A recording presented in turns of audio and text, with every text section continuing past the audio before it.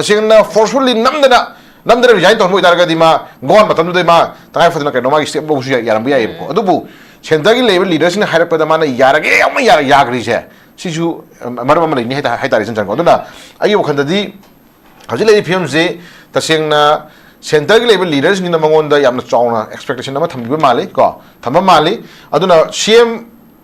Oiramba, Hana from a CM na. Handak Delhi da leibak sarkar semna bagi dama to koi push to sakani hai batam da ekoi hanan lauramba khongamba mayam ju yauna dum mari chapi mami khoi udro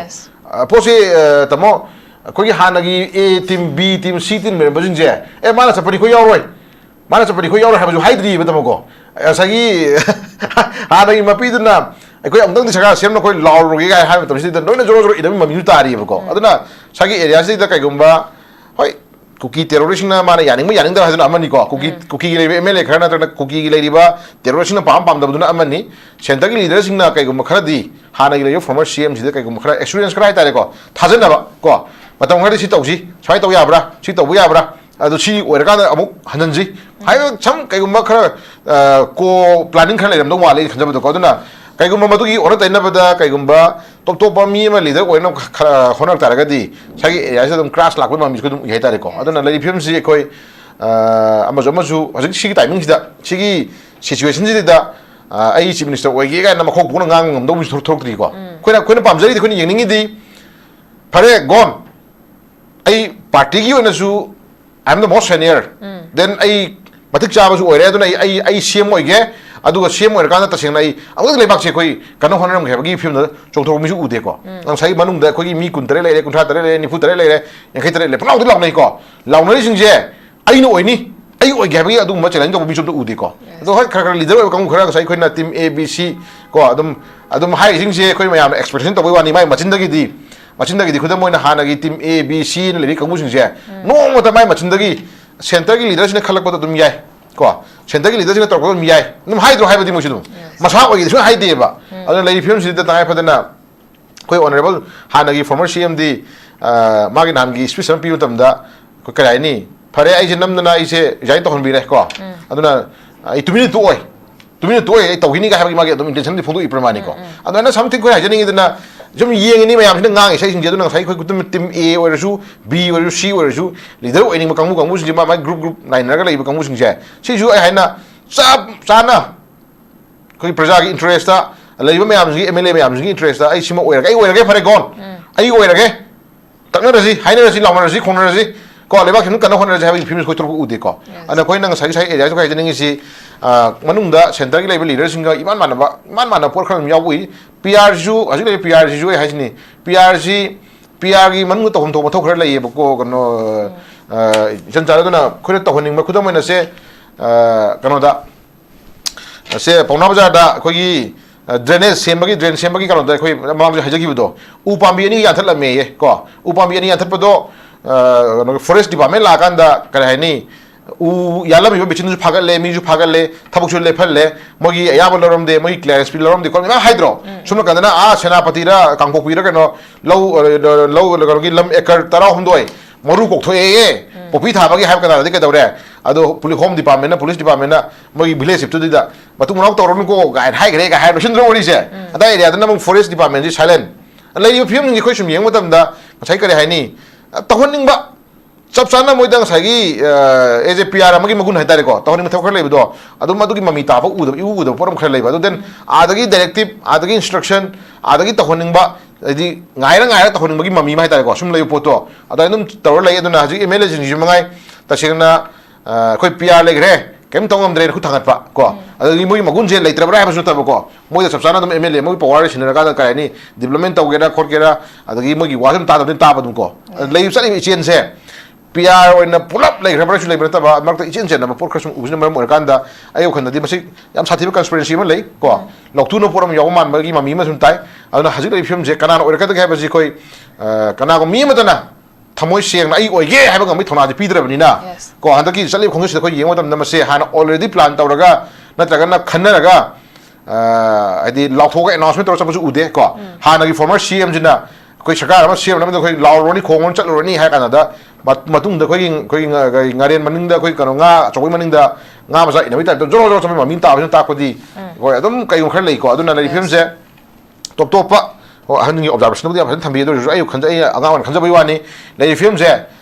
center gi leiba BJP gi leader singa manipur da paliba leaders MLA sing leaders sing ma khida yam sathiba conspiracy loktu na ma yam sathiba pot ma yawra leiba gi chena ma mami ure an lei film se ta fa khanja ba da center gi leader sing na hana gi former CM je ta chena yam na lumna ko yam na lumna kai area da no ma yam lumna mangon da kai ma khara di mi khara thamai mami khoi dum ui ko aduna ma si kai gumba sindok pa na traga na ma ji kai gum inthok film lakta raga di adu so dum arang na ka dum ma lei sum jing do aduna lei film je khoi haujimaki oina di aikoina expectation da ma oini khoi habang amdri ko tabu tabu ayu oigena thoponi pa ding sok udri ko aduna lei film si mami ji ura kan da khoi kar haini center gi leader sing na ko logo do philip se option ani ni moina ya ki ba moina ngana ki ba moina haina ki ba aduna kai gum chum ta raga di moina ngangwa mi moina haina ki mi to mo helani ko leader do den adugi ona tere lakta raga di adum lang kani manung do ko aduna ji lei film je center gi leader sing na kari haina ya ne ke ba ji hana former CM se koina hai chung chingna ba topic te khoi hope for the end of presence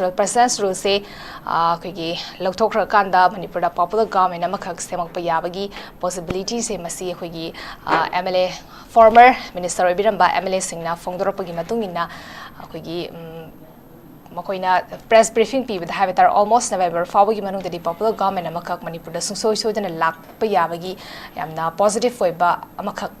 thamok pa habi tare masi khoi gi mamang thok su same ani habigi pot amakak yam thamkre 44 se adum unity oraga lay center na khoi gi khalakpa leader da su dumak makoina kai gumam ta object toro habigi pot amakak su lay gre but same dana lakiba ngangtani handak kisidadi kadai fawba khoi gi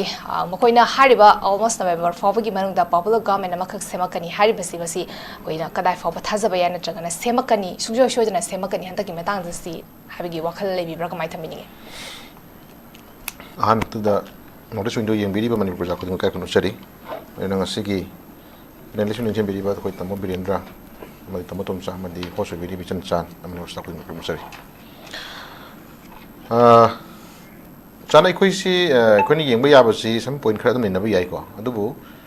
sahi ani ga thamanga kuki terrorist kuki drug mafia sing gi lan manung da khoi kudong thiba thog lai ba khoi community ma hai tare mete community da ko ngasi bhaw de khoi lan si ta sing na lotion labra ha ba dum di miyam gi wahang ma dum moi ko lan lotiondri chatpa yadri yam saw issue ma dum nei ri sigi samdhar ko matam da khoina nei na ba yari si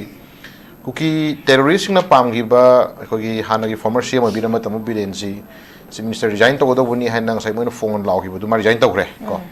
resign to ma CM resign to raga di khoi wari shani ha ba do resign to ma tum wari sha gi dri ko wari sadri wai saji yadri wari sadri ma ba ma dum demand to leiri si jo ang pa pera mani dena mana PR impose to na mo na ha ba du dum tawre ko center sum sala sum khongchit khara sum ko na recall to jabani ko hoi ora ki khongchit sum recall to jabani dena mana PR thamjala ba thamjalle honorable CM ha gi CM lo thokre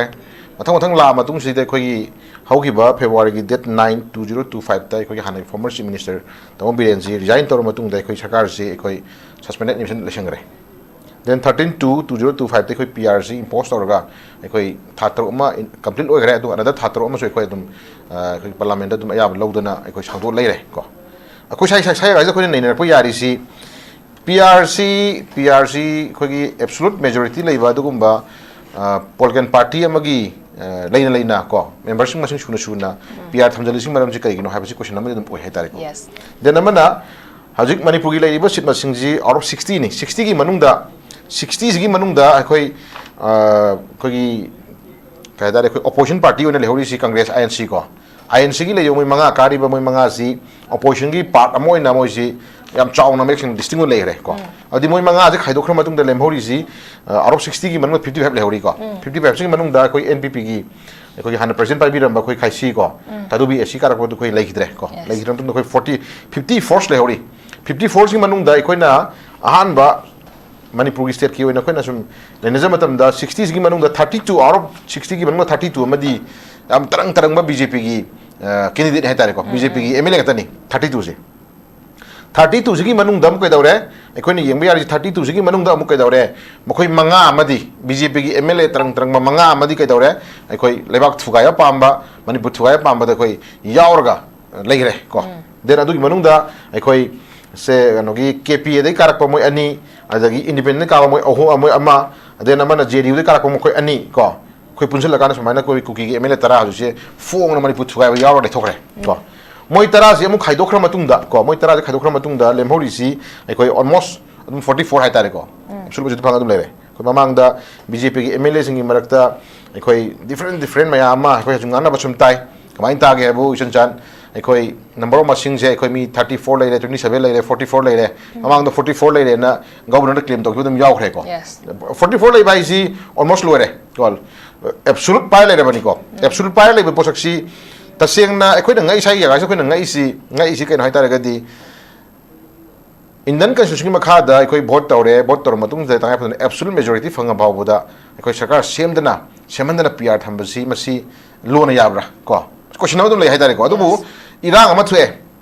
irang dugi manung da irang du loshana bhona matam da tasena haitare ga di matam khar longna ba khona ba to an part ama wer kan hajuti tangai phadana lei MLA singduna fuong na masana ko sarkar semjage na mo claim to yaure ko yaur ga sai area si da kai gidong center gi level leader singina sarkar semna ba ya da pidri beram kari gi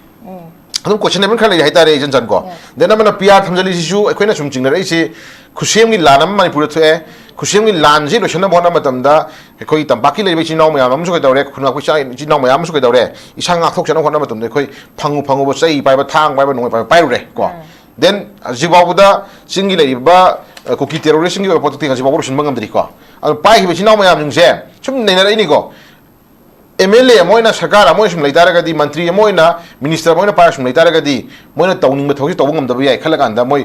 PR da into jala ha ko sum khoi la e ba ko PR da into bina moi sum haidana PR le ramina khoi khut hange kaim tawngam da khoi right leitre khoi right loi re adna khoi right tawngam da kaim tawngam da mina PR da ngasi ka dawre khun nga koi chai nong maya ma ngasi ko tan tan da pha ba pun ba whatever problem maya ma sum create tawle pramani ko sum maya ji lenga tu na tawba tawning da badagi PR da into to ma ko iban mana pokhra yauri hetare ko chima leire adu matang khona sum yenga ka sida khona hajai ningi sina BJP gi MLA singi marakta pigri ba magi ka ukhalonje khona sum yeng matam da ka haini different opinion me am thokre ko ekoi na haibra te ko side ekoi na haibra se de ekoi moi gi MLA singi marakta har ko ni ko MLA oining ba CM oining ba mantri oining ba adu pisa hena taning ba mayam lebne khoi je sara simangam da bani haigumba dena mana ka dawre ekoi PR like matung da gi de khoi je MLA singi khoi punmai ngam dri ka ne haigumba ko dena mana hajik lai issue matang da leiba ki core issue swing ne da bidang sagi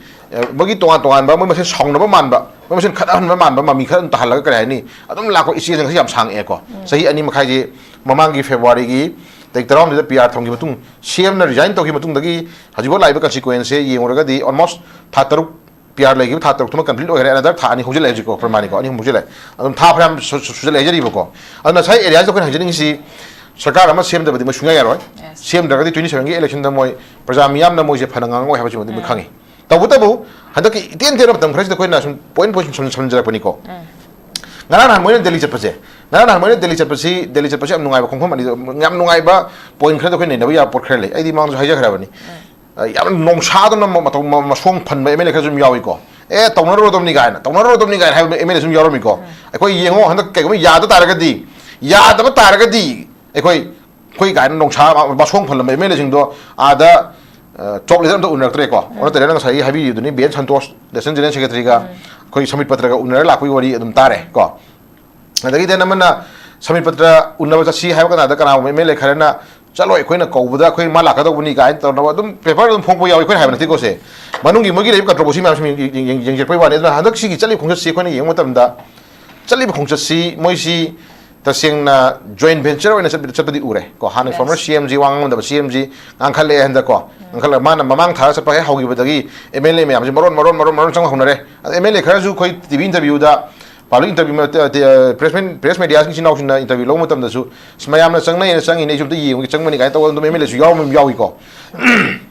yam nungai bali la ne du na ai khoi haijagi bani fi yo ma sapi ra bani na halakoda fi ju mang mi ju mang phim to hon birenu praja miyam na ngasi expect tawri sidi chena justice asum du pambagi free to ne pamai siko ngasi popular government am le kan ngasi miyam gi apam thok to roina lauri sidi moi minister oiro cm oiro noi nungai jero habi wana tri ko government am le tu government to khung thok to habi ne ko pamai se aduna hajik chi chalu re moi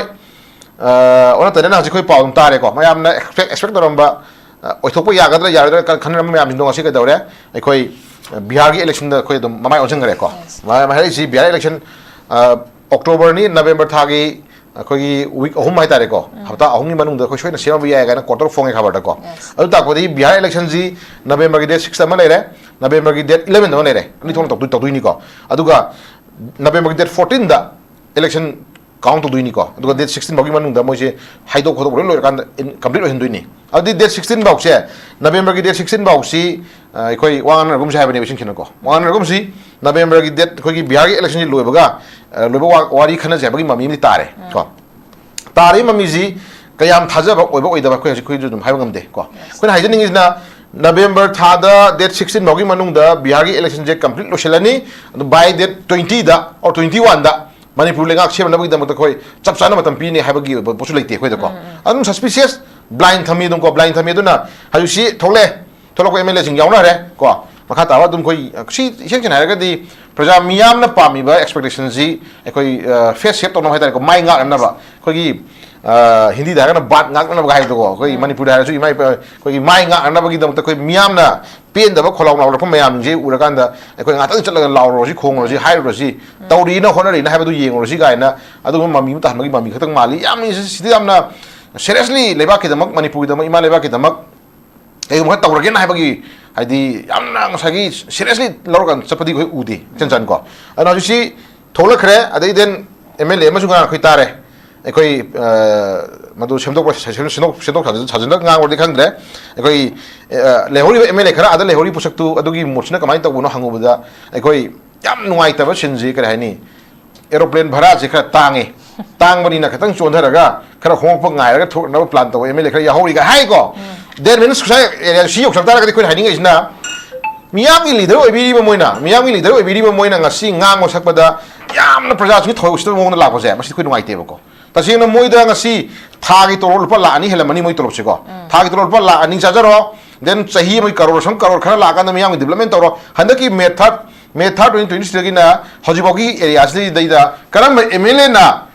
magi la ibu local area develop handuna local dugi magi takum to mathau mayek sing taw MLA ka yaw ko dagi lan manung si da khara mateng ma hondo pang ya hajin raga pose local area develop chubuk hal lai mami khoi tai ui ko so bi de adugumba karor mayam la iba thagi lupa la ani chari ba moina sai chatli ba imai ben no gi praja miyam gi awa puro chatli ba ka ron bu halak pada MLA du mana sai ngang pada sai gi aeroplane bhara yam tang ba aduna maram moira kan da khatang chon tharaga khoi lakna phone ba mami ta mami ni ga har ko du di chan city ta sin praja sing je yarani tumi kaun u yarani ga u mami khoi ta halak ko sti yam ngai te an hoji ko ai ning si sakar cm moira ko khoi ka shuhen na chungde ko tawu tabu miyam gi mihut na mo oina miyam gi daital lor kana miyam gi yai phana bi dum ta leki kangbu sing nang asike dore miyam gi apa magi kholaw bo di khang thok to bu habni khai ko aduna mogi saka semakani natara moi saka semoi natara moi na saka sidai tha sung sem ne bagi adu gi matam ti khoi ngai ri sidi ko athu boda popular government thamaka na manipur thubi irang gi lo shnam khoi disi lobi habi ne ko adu lobi habi sida moi ma sena o thong chana kan da ngasi ka ni praja miyam da asi ka ni apang mo sibi ta sum lai bi sidi san ma sidi khoi yam to hoi da thong ni too much ko ko ai too much aduna sai praja miyam je pangmani khanbi gano ko pangyen su khangbi gano praja miyam yo ba khoi kholam su lakhini ko aduna haju dai film je ai khoi 27 gi first week ko 27 January February March da tabi election je ko ai ta haju election hawra bani haju lang gi wa ga khangde lambi makha chapa ya ba ba phang mai ude ko moi vote ka hawra loi khamai namaz de ta ka phana kara ni vote lai koi ka daro ba koi lai shura ba ga ta na vote ka da re koi karo to mi hedare ne duna bots da kahon na bhana bada makha da lambi chapa ya ba da ba ipai cha chinam ya na wa da ba IDP sing wa da ba karim da khanda ba ko mai to hono to lo re na khala leader khala pa to jira kan khan ba dum MLA su dum maksi yaw dum te hedare ko ta cheng na si yong no ha kam law na ro ta ming jiwa da adum election da sai mai on laga do bot khom to khom ga mai to hono to lo re khala ka mu su yaw dum te yaw ri hedare ko chen chan ko duna yam chang na haining de hauji lai PR si su खुशेम की PR नहीं थोइब लान से खुशेम की लान नहीं अदुना PR लेरी से यो खंददी तसेंगना साइ area दा ख्वाइदिंग फमगा हाय हारगना तसेंगना MLA कारिब कांगुसिंगिना सरकार सेमनबा तौरनी गायना खरा ngang मनसिदा अखोगी स्टेट मणिपुर स्टेट की लेरिबा बीजेपी की ऑफिशियल लीडर्स सिंगा दारेको बीजेपी स्टेट की प्रेसिडेंट अदो टॉप लीडर लेबिरिबा ऑफिशियल स्टाफ सिंगिना ऑफिशियल सिंगा असि फावबदा ngasagi एमएलए सिंगा तायो मुफसिदा मतें बांगनबोय हायतारेको अखोइजु सरकार सेमनबा खै तौरबनी तौदबा यारोय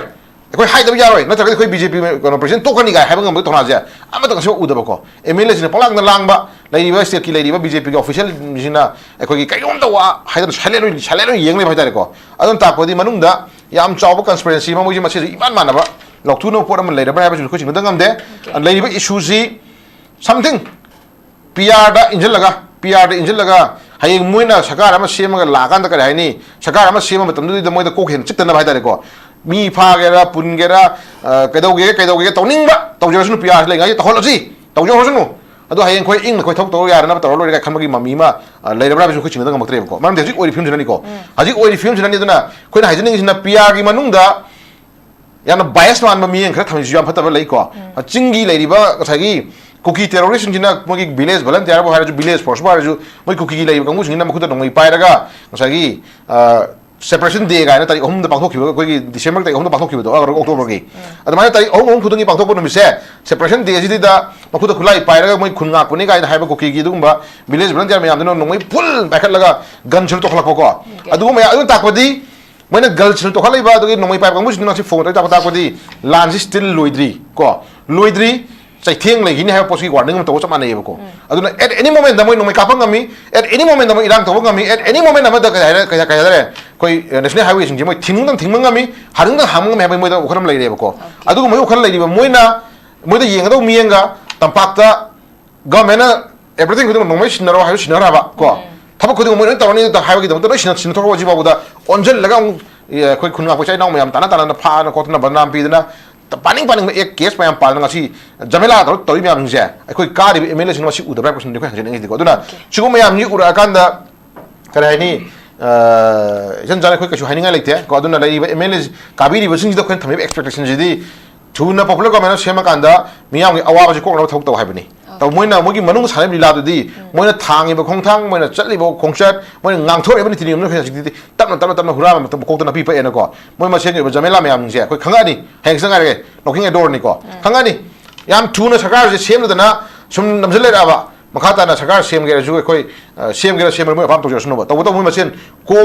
अमत ओइना माना मोइ मसेन माना मिनर कांदा पीआर सु लेंगाक सेम तो एमएलए सिंगजु देन सेंटर सु बीजेपी की लेरिबा स्टेट की लुसिंग मसिंगजु मोइ मसेन मानर कांदा अमत ओइना माना मिनर का को सु मोइ इरांग जे मोइना साना खुसेब गे दुगमनि लाम खलबनि ने कोइ हैक तंग मोइ हैब हमजा याम रो हैथन जगे ओके खोगी प्रजासिंग पाइबा पॉपुलर गवर्नमेंट मसी यामना थुना अथवा मतमदा सेमदबा होनाबा सेमना मगतंगाई फदे अदुगा खोगी मांगदा तारगा लरिबा खोगी मणिपुर की कॉन्फ्लिक्ट इशू सी यामना थुना कोई पॉपुलर गवर्नमेंट सेम कांदा मसी हाना फर्स्ट स्टेप होइना मसी लोखत हाइदी इरांग से रिजॉल्व तौनबा कोई इरांग से लोशिनबगी दमगता कोई खोंथांग लोखत बसे तंगाई फदे वाफुमदनी आई मथा मिनिस्टर ना लीडर ओइबा चीफ मिनिस्टर ओइबसे यारिंगदबगी पोता खोगी मनुंगदा पॉलिटिकल क्राइसिस मैम थोकपसु लेखरे इवन कोई कुकी एमएलए सिंगना सु चीफ मिनिस्टर बिरेन सी मागना चीफ मिनिस्टर ओरिकैदी वारी सादरो हाबगी पोट अमखकसु हाइबा लेखरबनी अदु इतारगदी हंदकी अमुक पॉपुलर गवर्नमेंट अमखक सेमकपसिदती कनाना लीडर ओइगदोरिबदु ngasai ओजा तमसाना हाबिबा दमाना न्यूट्रल लब मी अमखक खलकपगी पोट से मसी मथौ ताबरा हाबदुनी कमाय थमिनी गजा जुजन से कोइना होय तमोनी नसु याम फदना मागी ओपिनियन थंबीदी को मसे अयु खंददी हजि लेबि issue J yam ngak pai tare ko hajile issue je ko ni yeng yari si yamna political yam def ni yem ta tare ko edi isan chana ba man iman man ba man ko adi PR le issue PR amagi bai to hondom thong te ba to ri si ko ta chena center ki instruction ko BJP ki le ri ba da ki directive bai tare ko adu mami dam ta man pro mi yauri ba khudam na se free movement ni handa ba kai se si free movement handa ba si governor ki ba mathori kai na question fill hang mala khre ba ko just PR le ta ka di PR ki bai to hondom thong to ro na gon प्रजा मियाम की चपे यारना मतलब योगी मसिलोना अदुना ते हजि पदमना आदा central leaders ना आदा अदु तोंगान बखोगी cookie terrorist की मी कौ कौ नवरी छानरी फमिनरी वाडी फरना मैम तोर मियाम जे सिगी गनो जी गायरा गवर्नर हेक थोक तो मा ममी चलेबको मा गायरा हेक थोक तो ममी खोइ तायेबको अदुना How's it PR go, Ganoze, PR Gilady, duties and the functionary style? See, some man and BJP labor, top leaders in the people instruction, the Madam Tavanina, Handaki, PR ladies, Kushem PR ni. To even lunch, Kushem Lani, Sagar, to guide you, Kushem to guide when habit from Jaraganda. How do you point the Laxaraganda? Option any colleague when you have the go. Some young in the same corner,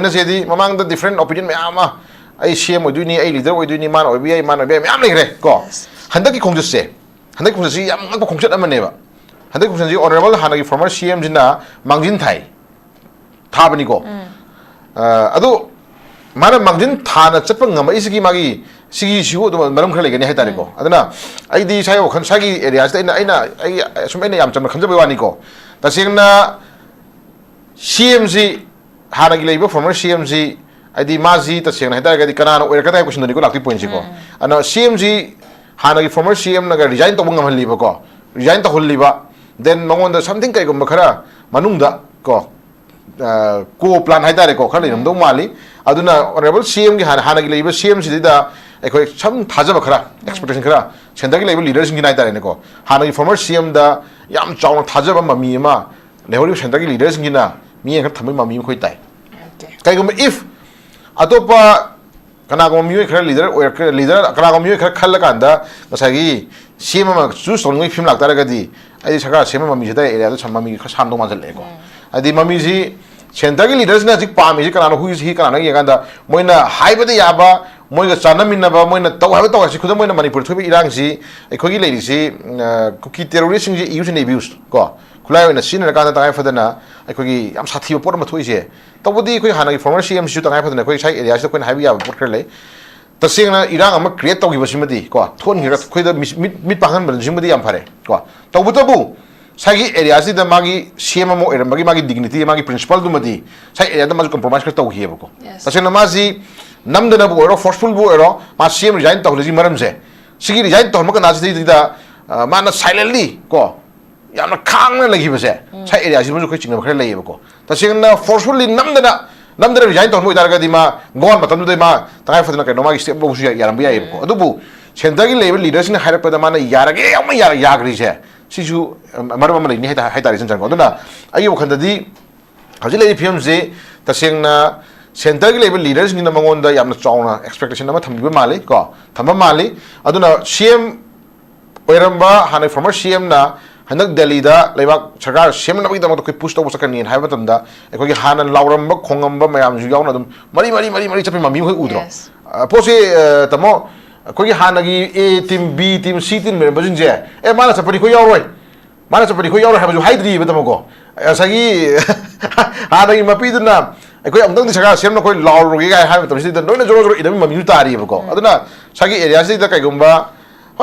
cookie terrorism, Maniani, has an Amanico, cookie MLA, Karnata, cookie ladyba, terrorism, Pam, the Amani, Sentaki leaders in the Kagumacadi, Hana former CMs, the Kagumaka experience criteria, Tazanaba, go. But I'm ready to see, Chito Yabra, Chito Yabra. To see where Hananzi. I have some Kagumaka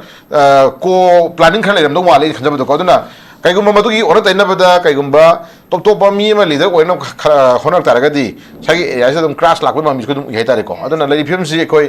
Amazomazu, was it she timings that she situations that Aichi Minister, where you got Namako Punang, no wish to talk to you. Queen Pamzari, Queen Yanidi, Pare gone. I partake you in a zoo. I'm the most senior. Then I Matic Chavas or I see him again. I do a shame where Gana Tashinai. I was like Bakshi, Canohanam have give him the Chotomisu Udeco. I'm saying Manum, the Kogi, me, Kuntrele, Contratele, and Putrele, and Hitler, Pau Lamico. Launation, I know any. I gave you do much and don't be to Udeco. The hot leader of Conquerors, I could not team ABC. Go Adam High things here, I'm expression of one in my Machindagi. Machindagi, the Kudamoina Hanagi, team ABC, and Lirica Musings here. No, what am I Machindagi? Sentagi leaders in a color of the Mia. Go. Sentagi leaders in a talk of Mia. No hydro have the Mushum. Masawa is no idea. Other lady films that I have the quite honorable Hanagi, former CMD, Maginamgi, Swiss and Piutamda, Kokarani. Pare Ajanamna is a giant on Bireco. I don't know. 2 minutes away. 2 minutes away, Tawini having my intention to Ipramanico. And then something I didn't 좀 이행이니 mayamsina ngang isai singje duna ngasai khoi kutum team A oirasu B oirasu C oirasu leader oining kangmu singje ma group nine raga leiba kangmu singje sisu ai haina chap chana khoi praja gi interest ta leiba mayamsi MLA mayamsi interest ta ai sima oirage phare gon ai oirage takna rasi haina rasi lawna rasi khona rasi ko leba khinu kana khona rasi habi film khoi torku ude ko ana khoi nang sai area so kai jeni si manungda center gi leiba leader singa iman mana por khang yawui PRG aji le PRG ju hai ni PRG manung to hom to thok khar lai ko kano janjara duna khore to honing ma khudam na se kano da se pauna bazar da khoi drainage sembagi kano da khoi mam ja hajagi budo upambi ani ya thala me ye ko upambi ani ya thala do forest department la kan da kare hai ni 우 야라미 비치는 파갈래 미주 파갈래 타복줄래 팔래 뭐기 야벌러럼데 뭐기 클래스 필러럼데 거기 막 하이드로 숨을 간다나 아 세나파티라 강복비라 그노 로우 거기 람 에커 따라 혼도에 머루 곡토에 보피 타박이 할 거다 되게 되래 아도 폴리 홈 디파트먼트 폴리스 디파트먼트 뭐기 빌레스 습도디다 마투 문학 떠오르는 거 가이 하이 그래 가이 로신드로 오리세 아다 에리아다 남 포레스트 디파트먼트 사일렌 레이 피움니 거기 좀 영어답니다 자기 거래 하니 떠혼닝바 सबसाना मोइदंग Sagi AJ PR अमगी मगुन हैतारे को तोनि मथौ खर लेबदो अदु मदुगी mummy ताबा उदो परम खर लेबा then आदगी directive आदगी instruction आदगी तहोनिंगबा एदि गायरा तहोनिंगबगी mummy मा हैतारे को सुम लेयो पोतो अदा एकदम तवर लई अदुना हजि एमएलए जिंग जिमंगाई तसेंगना कोइ पीआर लेग्रे केम तोंगम द्रे खु थांगतपा को अदगी मोइ मगुन जे लेत्रबरा हाबसु तब को मोइ सबसाना दम एमएलए मोइ पावर सिनरा का कायनी डेवलपमेंट तौगेरा खोरगेरा अदगी मोइ वासम तादम ताबदुम को लेइ सनि इचेन से PR ओइना पुलप लेग्रे बरसु लेब्र तबा मरत इचेन जेन नम पोर खसुम उबुन मरम ओरकांदा आयो खनदि मसि याम साथिबा कन्स्पिरेसी म लei को लक्तुनो पोरम याव मान बगी ममी म सुनताय अदुना हजिक लei फिल्म जे कनान ओरका दगे हाबजि कोइ कनागो मी मतना थमोय सेंग आई ओइगे हाबा गमि थोनाजि पिद्रबनिना को हंदकी चलि खोंगस कोइ येंगो तम नमसे हाना ऑलरेडी प्लान तौरगा नत्रगना खन्नरगा आदि लाथोगा अनाउंसमेंट तौर सबसु उदे को हानागी फॉर्मर सीएम जिना कोइ सरकार अमा सीएम नम कोइ लावरोनी खोंगन चलरोनी हाय Canada matungda koi ngaren maningda koi kano nga chokoi maningda nga masa ina mita joro chome mami ta ta ko di koi adum kai khar lei ko aduna lei film se top pa haningi observation budi aphan thambi do ayu khanja anga khanja bai wani lei film se center gi leiba BJP gi leaders singa manipur da paliba leaders MLA sing leaders sing ma khida yam sathiba conspiracy loktu na ma yam sathiba pot ma yawro leiba gi chena mami ure lei film se ta kai phan khanja bada center gi leaders sing na हानगी former CM जे तचना यामना लुमना को यामना लुमना का area दनो मा यामना लुमना मंगोंद कई खरा दि मिंग खरा थमै मामी दिखै दुम उइ को अदना मासी कई गुम्बा सिंदोकपा नत्रगना माजि कई गुम इंथोक फिल्म लागता रगदि अदु दुम अराउंड नाकदो माले सिम यंग तो अदना लेडी फिल्म जे कोइ हौजिमकी ओइनदि एकोइने एक्सपेक्टेशन दा मा ओइनी कोइ हाबं गमद्रि को तबु आई ओइगेना थोपनि पाम दिंसबक उद्रि को अदना लेडी फिल्म सिगी मामी जे उरा कान दे कोइ कर हाइनी सेंटर की लीडरसिंग को लौदो फिलिप से ऑप्शन अनी मोइने याखिबा मोइने गांगनाखिबा मोइने हाइनाखिबा वादुनो कइगुम चुम तारगदि मोइने गांगवा मी मोइने हाइनाखि मी तो हेलानी को लीडर दो देन अदुगी ओन तरम लागतारगदि अदुम लांकनि मनुंग को अदुना हजि फिल्म से सेंटर की लीडरसिंग ना करी हाइना यानरे के बजे हाना फॉर्मर सीएम से कोइना हाइगि सुम चिंगना भाइ तारे को चिंगना खदि दुम लई हाइ बजे साइ थमजगि सुन ओके एम फजन थम्बिख्रे खुगे कनाना लीडर और कदोइनो हाबदी हौजि फावबगी ओनदि अखोइ प्रेडिक्ट तौबा ngamdaba हाबे तारे अखोइ मनुंगदा क्राइसिस स्टेट ना बखरा दमक लेखिबनिना सेंटर अदुबो बीजेपी की एमएलए अमगी साइट की फोंदरपददि अखोइ सेंटर ना दमक खलकपदा दम यागनी यागदबगी पोट हाबे तारे मदुगी मतान सु फोंदोखिबदि लेरबनी आई मथन